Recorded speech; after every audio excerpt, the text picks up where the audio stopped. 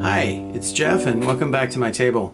It's been a while, I know. Anyway, a friend of mine recently looked at this paper box that I made. This will eventually have some treats in it and it'll be wrapped up in cellophane with a little tag and a ribbon on it. And she asked me if I could show her how to do it. And I thought, okay, I'll make her a little video. And then I thought, well, why not? I'll just show you, everyone here, how to do it and I can just send her the link. So that's what I'm going to do. Follow me back to my table.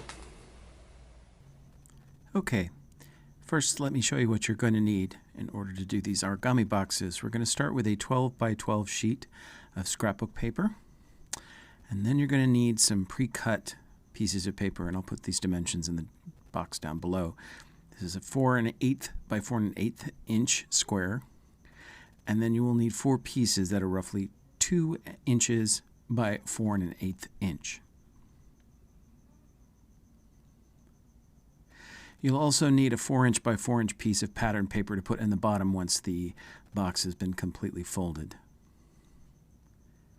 You'll also need some dry line adhesive or some way of actually sticking things down. A bone folder will be very helpful. And then you'll need some sort of a straight edge. And that's pretty much it. Now, most of us have a mat that we use that has lines marked out in inches, so that's what I'm using here. Line up one side of the paper with the far side, and then get your straight edge handy, and you're going to put it at the 6-inch mark. Just line it up like that.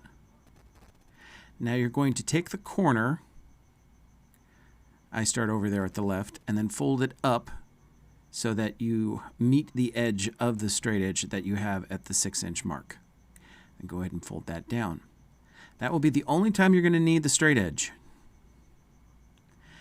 Now from here, go ahead and fold up the other corners so that it meets the other sides of the paper until you end up with a square.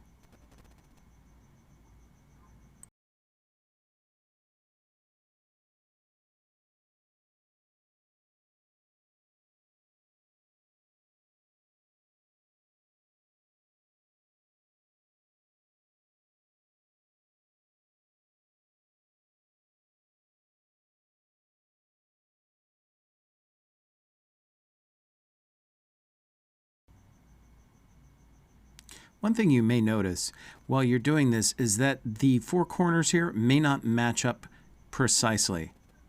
Don't worry about this.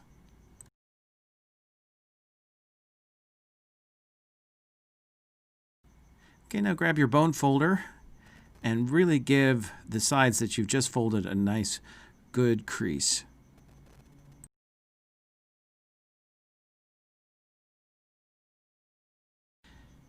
Now from here, we're going to take the sides of the square and we're going to fold them up to the center. You can tell where the center is because that's where the 2 triangle sides that come in towards the center meet up. Then make sure that you crease it. Then turn it around and do the same thing here. Now again, the sides may not match up exactly. Again, don't worry about this. As you can see, I had to adjust a little bit and try to get things to match up as well as I could, but they didn't completely match up. Again, this is fine. Don't worry about that. Okay, then unfold that and do the same thing with the other side. So you'll see after you're done here that you now have a square in the center of this folded packet. That will be the base of the box.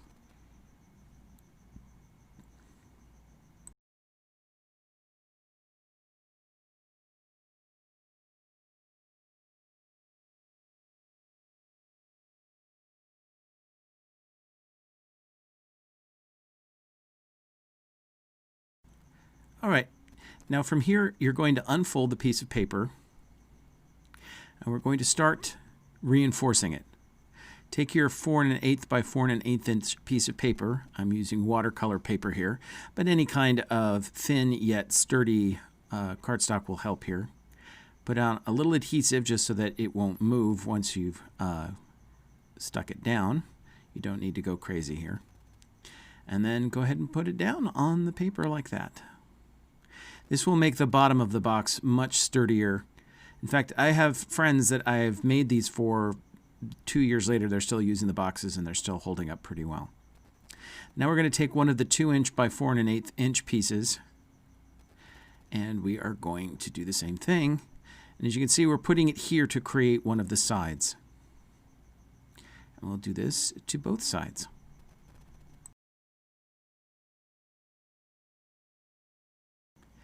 Now here we're going to put down a little more of the dry adhesive, and we're going to fold this side over and stick it down. This will form one of the edges of the box. Now we're going to do the same thing on this side. We're going to take one of the 2" by 4 1/8 inch pieces, and we are going to add some adhesive and stick it down.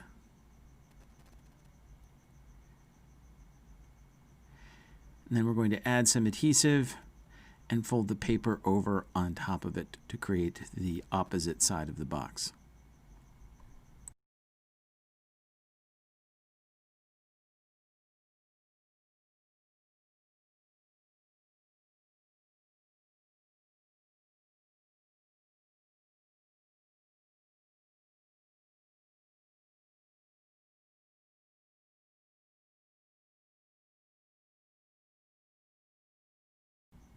Here I always like to fold in the sides and again give it a really good burnishing with the bone folder to make sure that those creases are very, very distinct and sharp.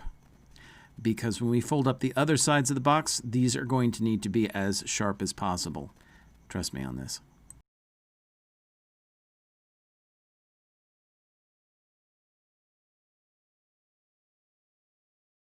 Okay, now what I'm doing here is I'm feeling the paper to see where the fold underneath there is, and I'm creating a score line. How I'm doing that is if you run the folder back and forth like I just did there, you'll feel the edge of the folded paper on the underside. Just go ahead and score it. There it is. See right there. Just go ahead and feel for it and then run the bone folder right where that edge is. And then just that makes a little bit of a score line. Again, this will make the folding of the sides much, much simpler and a lot easier.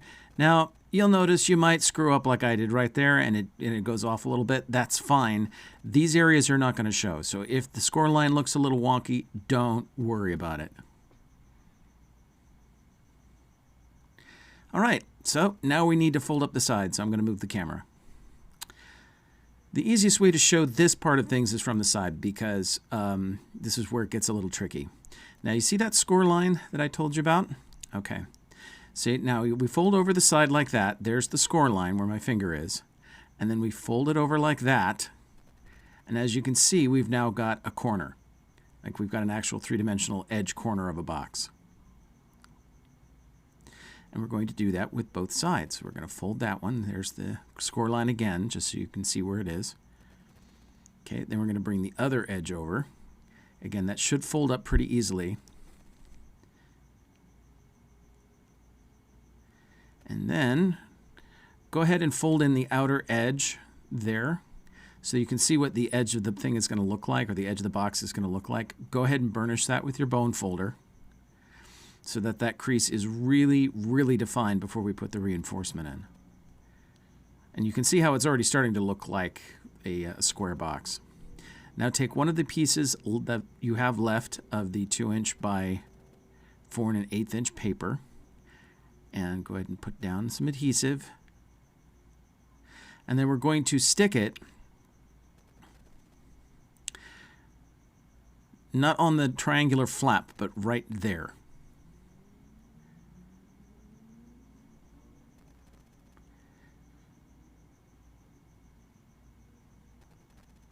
And then we're going to put a little more adhesive on there. And you'll notice I only put on one stripe right at the top there. We really don't need it on all over that particular piece. And then fold it down.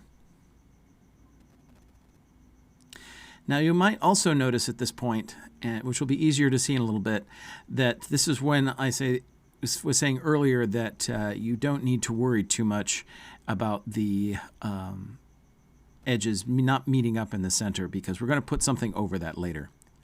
Now, from here you flip the box over and you do the same thing again using the score lines to create the edges of the box. Flip that over,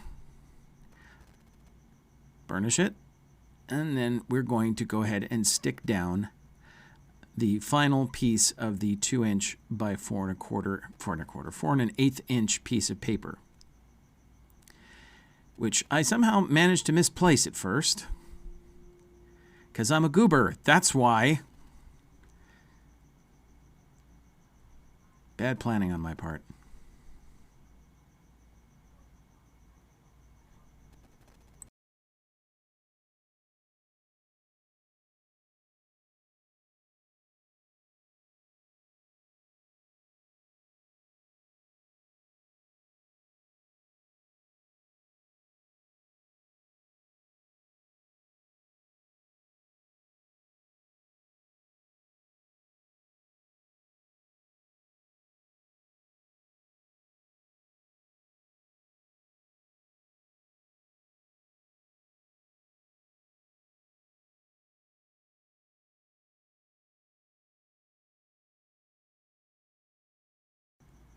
Then after you've gone over the edges again to make sure everything's nice and sharp, go ahead and check the center.